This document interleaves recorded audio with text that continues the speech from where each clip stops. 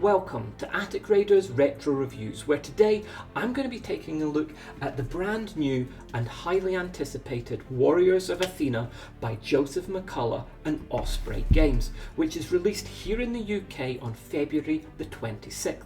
I'd first of all like to say a big thank you to George and the rest of the team at Osprey Games for supporting the channel and sending me these copies to review to let you see what the new game is all about. Warriors of Athena is a solo and cooperative wargame based around the ancient Greek myths and legends, where your warband, led by a great hero, work for the goddess Athena, taking on creatures that threaten to spread chaos across the land. So this is not a game where you're going to be fighting against other players and their warbands. It's just going to be one warband against enemies that either follow a programmed script or are controlled by an oracle, which is basically this game's version of a dungeon master. As you can see with this initial release, we're getting not just one, but two hardback rulebooks. And it's important to note that if you want to play Warriors of Athena, you're going to need both of them. Or at least one person in your group will need both. There's no scenarios at all in the Heroes book. They are all in quests. Everyone will need a copy of Heroes in order to create their hero and their companions and to understand the game mechanics, but only one person will need a copy of Quests. If you're going to be playing with an Oracle, then that player should have Quests, and for the best playing experience, its contents should be kept secret from everyone else until information and scenarios are revealed in-game. If you're playing solo, however, you will need both books, and at a recommended retail price of £25 each, that could be quite an expensive buy-in. Ignoring the actual game contained within it for a minute and thinking about Heroes purely as a physical product, you can see it's nice quality. As with Joseph's other core rulebooks, Heroes is a thick, glossy hardback which is well constructed, has a nice paperweight to it, and is full colour throughout, with Greek motifs and decorations on every page, and lots of eye candy. The illustrations by Hazem Amin are really striking and capture the game's sense of adventure, and there are huge double page illustrations at the end of pretty much every chapter. Compared to the intricate, realistically portrayed paintings of Frostgrave, the art style on show here is much more loose and sketchy, particularly in secondary characters, giving a more comic book or graphic novel vibe. I'm a very visual person, so I also love the full colour photographs of miniatures that are scattered throughout and really add to the appeal. As you can see, like on this one here. Now, North Star are going to be releasing an official range of miniatures for Warriors of Athena, including two plastic box sets of warriors, one male and one female, as well as various creatures including minotaurs, giant bees, fawns and centaurs, but those aren't out yet. So all of the miniatures seen in these two books are from previous North Star releases like Frostgrave, Oathmark and Ghost Archipelago, or other miniatures that they carry like Crusader miniatures or Bad Squiddo, which is entirely fitting as Warriors of Athena is a miniature agnostic game where you can use anything you want with any base size. The text itself is well laid out and doesn't ever feel overwhelming on the page. I'd say I found the overall layout of the chapters and the order of them easier to navigate than the likes of Stargrave, and the contents page at the beginning is really comprehensive. Having read the entire book cover to cover, I found 4 spelling mistakes, small things like tracking down a cyclops to its lair instead of L-A-I-R, so the proofreading's not been perfect, but it's a lot better than some game books that I've read. Comparing the Warriors of Athena books to some of Joseph's previous hardback books, you can see that they're all roughly the same height, so everything's going to look neat and tidy on your bookshelf.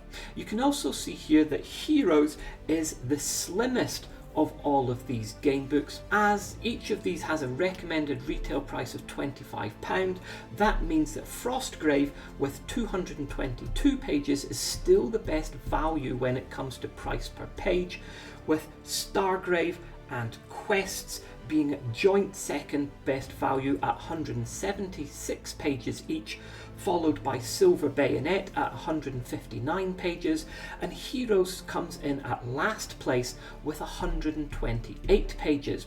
Heroes is of course a slimmer volume because it does not have any scenarios in it, and to try and squash in a campaign along with all the added RPG elements wouldn't have done this release any justice.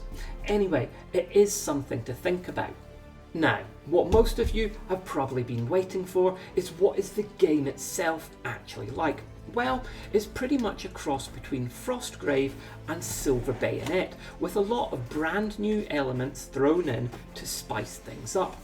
Like Frostgrave or Stargrave, the game is played using a d20 die, rolling to try and get above set target numbers, but it also incorporates playing cards when events are triggered like in Silver Bayonet. One of the benefits of this is that there are no random encounter tables, so you don't need to prepare loads of different types of miniatures that may never actually be used. It's played on a 2.5 by 2.5 foot table, so slightly smaller than the Frostgrave games, and you can use anything from wooden blocks and styrofoam to painted 3D printed models for your terrain. Unlike Frostgrave or Stargrave, Warriors of Athena only has one hero figure. There's no apprentices or second in command here. Your hero can come from any city-state or indeed any time period within ancient Greece. It really doesn't matter and it won't make any difference. Most heroes are demigods. While one parent is human, the other parent is either a god, nymph, muse, or even another human, king or queen. And this will be decided by rolling twice on the parentage tables, because after all, you can choose your friends, but you can't choose your parents. There's a huge choice of potential parents available, including Zeus, Poseidon, Hades, Apollo, Hermes and Ares, and each will bestow a different gift upon the hero, either an increased stat or heroic ability. However, as an interesting new twist, parents will also bestow a weakness, such as gluttony, which means that your hero will potentially waste time heading for food tokens on the table instead of doing what you want them to, or a mortal or immortal enemy who may show up on the table in addition to the standard enemies to cause trouble, or who might even curse the hero, temporarily reducing their stats or eliminating a power.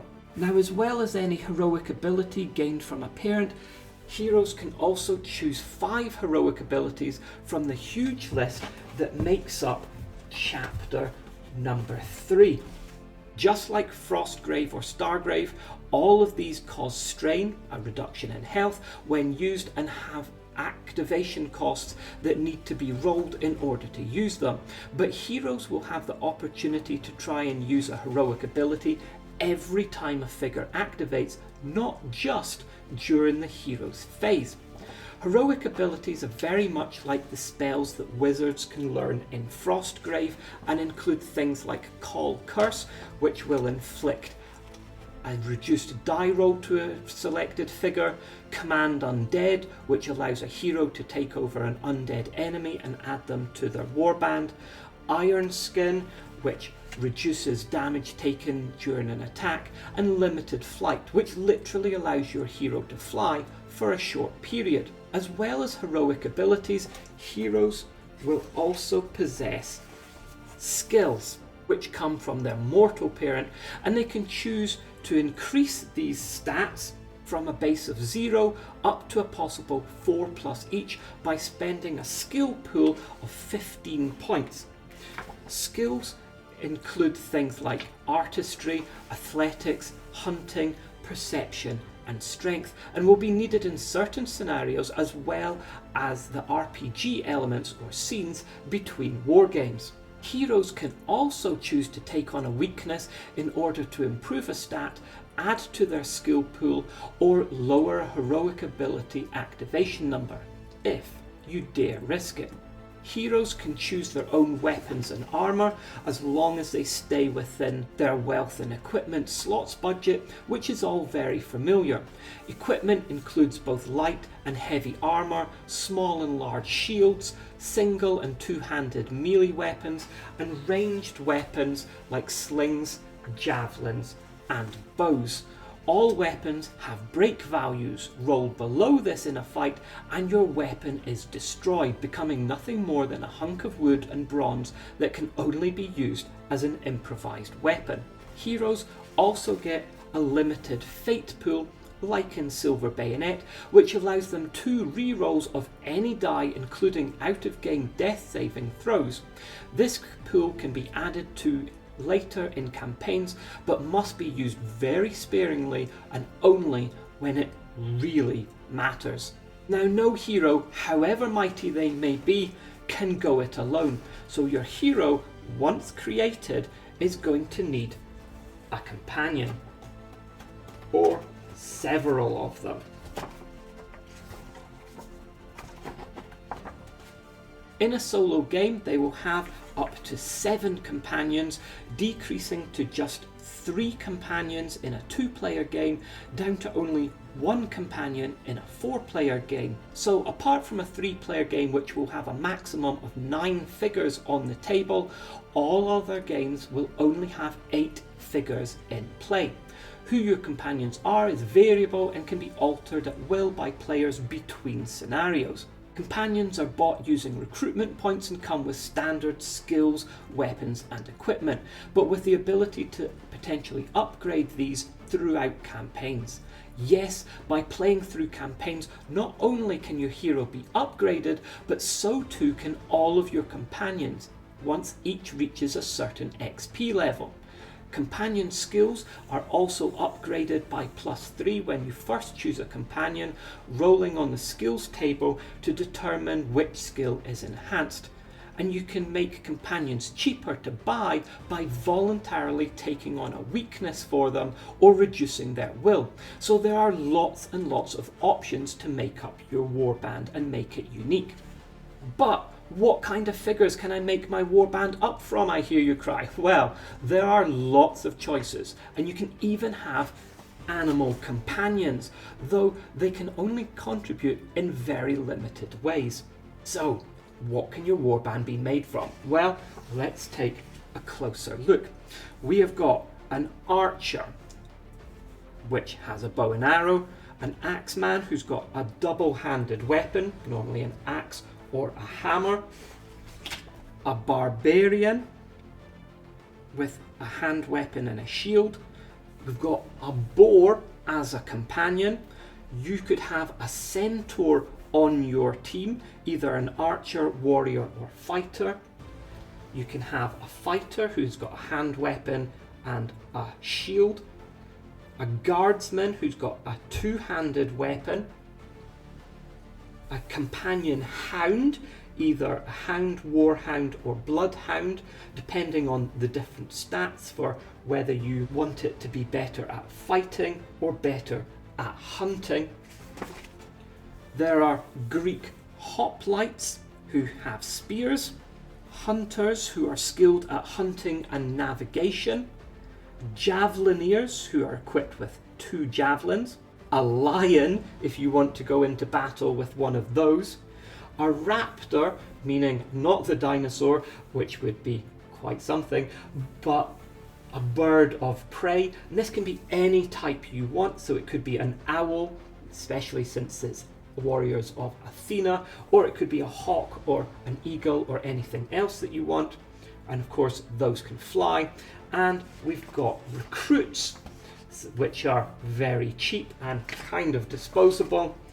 You can have a savage with a 2-handed weapon, a satyr or a faun on your team. And these guys might be more powerful, but they do come with weaknesses. We've got a slinger who obviously has a ranged weapon. You can have a snake as a companion. You could have a songbird as a companion, which can grant increased will rolls to your allies. We can have a song master who is very good at artistry and perception. You can have a thief who's very good at trickery and athletics. Or you can have a companion weasel, which is small, can't do much damage to enemies, but it is very athletic and it is good for hunting. So there's lots of options, and people are going to have fun putting their warbands together and selecting miniatures in order to make this up.